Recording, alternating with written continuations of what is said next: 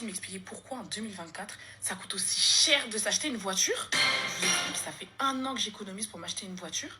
Là, je regarde les prix, mais c'est quoi ce délire en fait? Et j'ai l'impression que si t'as pas minimum 19 000 euros, c'est mort. Tu peux pas t'acheter une voiture neuve.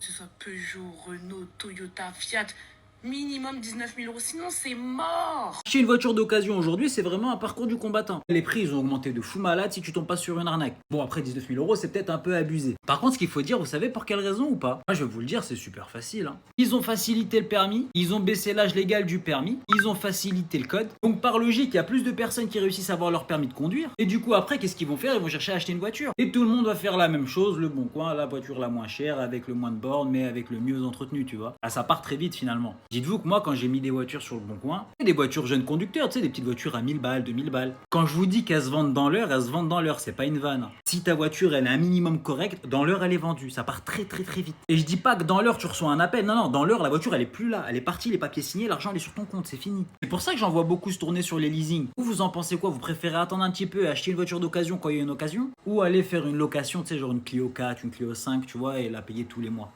Rassurez-moi quand même, vous êtes au courant du glitch pour avoir le code du premier coup. Attends, je vais vous expliquer tout ça. Première astuce, c'est de réviser au bon endroit. Arrête les séries YouTube, les séries cheloues. Ça, c'est nul, oublie. Fais ça plutôt, tu vas pouvoir réviser avec des questions officielles les mêmes que le jour de l'examen là.